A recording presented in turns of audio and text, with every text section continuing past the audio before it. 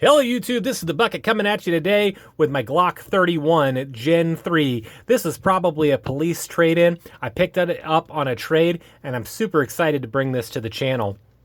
So let's talk about the caliber, 357 Sig. Let's talk about the specs of this gun and see how she performed at the range and kind of my thoughts about the Glock 31. So the Glock 31 is chambered in 357 Sig. Now 357 Sig was invented in 1994, and what it was in as a follow-up for the 10 millimeter. The FBI realized that the 10 millimeter cartridge just had too many downsides. It was super powerful and had lots of stopping power, but it just ended up not being a good fit for their FBI agents in the field. So they wanted something that was still going to be powerful, but maybe wasn't going to have as much felt recoil, as much muzzle flip, and might be a little bit easier to keep on target. So the 357 Sig was born, and I heard stories that they wanted to try to get the ballistic capabilities of 357 Magnum, but have it be in a cartridge that would work for an autoloader. And about the same time, the 40 Smith & Wesson was doing the same thing, and they were fighting the same battle.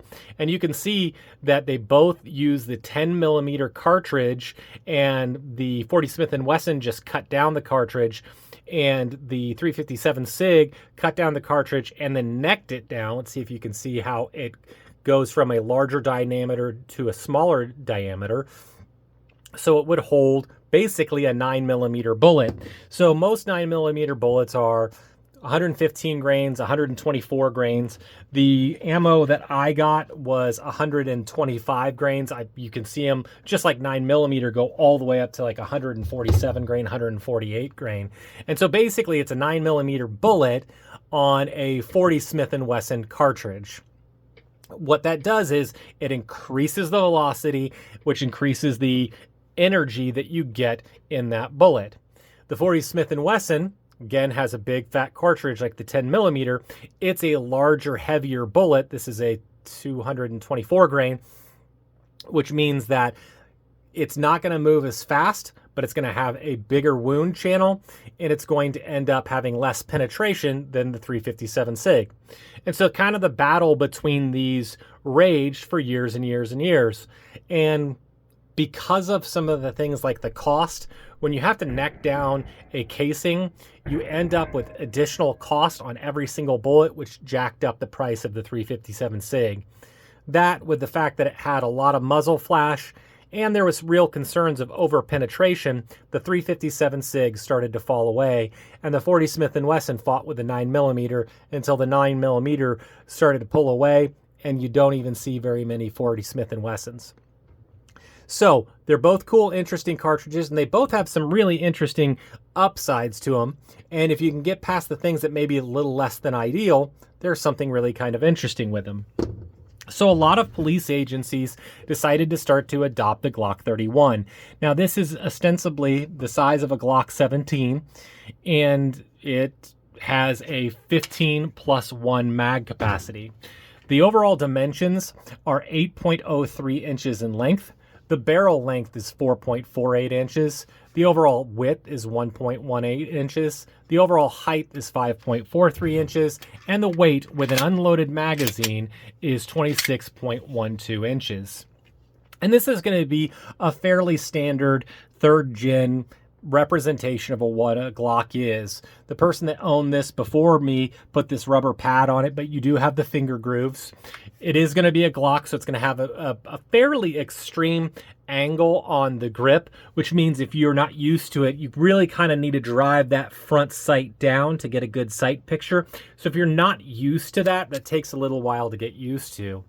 I like the police trade-ins because most of them have 3-dot night sights. I'm not a big fan of the U-notch of the Glocks type sights.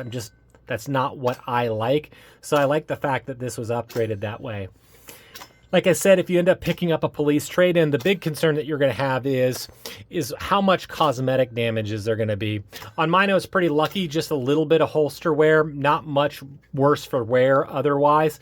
But like a lot of police trade-ins, my barrel was in super, super good shape because with a lot of police guns, other than what they do to train and to qualify, the guns actually don't get used very often. So a lot of times the inside of the guns, the barrels are in really good shape.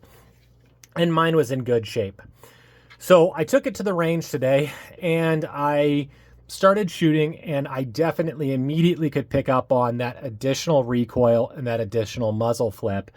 And what that did for me was it made me anticipate my shots a little bit more, and it made it a little bit harder for me to get the kind of accuracy that I'm used to.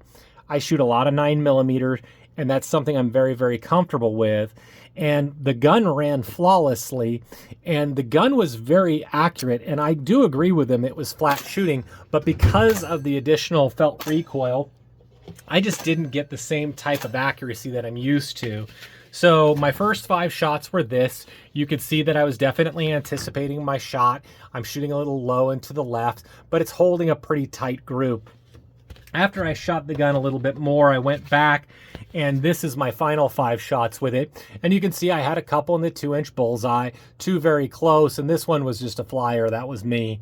And again, I saw that I had more flyers because the recoil was more. Now, what I found out with myself is I like shooting, and I like shooting fast. I like pushing myself to its limits. And with this gun, I just couldn't do that. I had to really slow myself down. I had to really be much more intentional with every single shot. And I found myself not wanting to shoot the gun as much because the recoil wasn't as pleasant.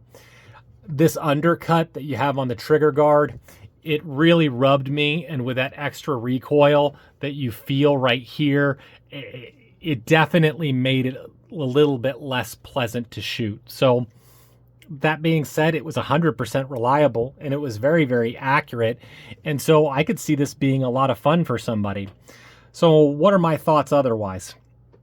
Definitely that before you think about picking one of these up, and you can find, I found 3 or 4 different websites that at the time of this video were selling these for under $450, right around that $440 mark. Now they usually only come with 1 mag, but before you go and before you pull the trigger on that, you should really think about doing some research on where you're going to get ammunition. Most stores now don't even carry 357 SIG, and if they do, it's just personal protection rounds. So if you want to get some range ammo, which you're going to need if you're used to shooting 9mm, you're going to find yourself maybe having to order it online. You can still find it online, but this ammo is going to run you around $30 to $35 a box, but then you're going to pay the shipping. And that can be really expensive really, really quick. So before you pull the trigger on buying one of these guns, make sure you know what you're going to have to pay to run the gun. So something to think about. One of the other things that's kind of cool though is what you can do because of the dimensions of the firearm. You can just go out and buy a precision barrel like this KKM one that I bought for $185. And this is in 40 Smith & Wesson. All you have to do is disassemble the firearm. So you pull down on the tabs, pull the trigger, remove the recoil spring, remove your 357 barrel, replace it with your 40 Smith & Wesson barrel, put your recoil spring back on, put the slide on your frame, and now you've got a 40 Smith & Wesson.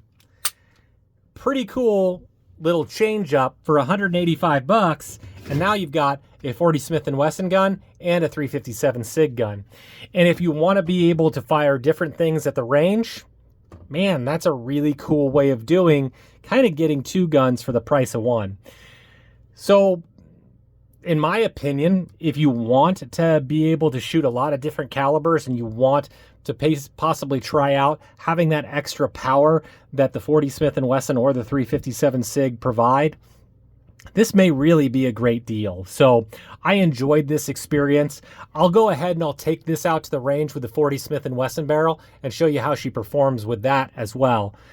I do want to thank you guys for supporting the channel, all the likes, the comments, the shares. They're really appreciated. And as always, you stay classy, YouTube. Little middle baby bucket. Do you want to live in California? No! Why? Because I'm not a communist.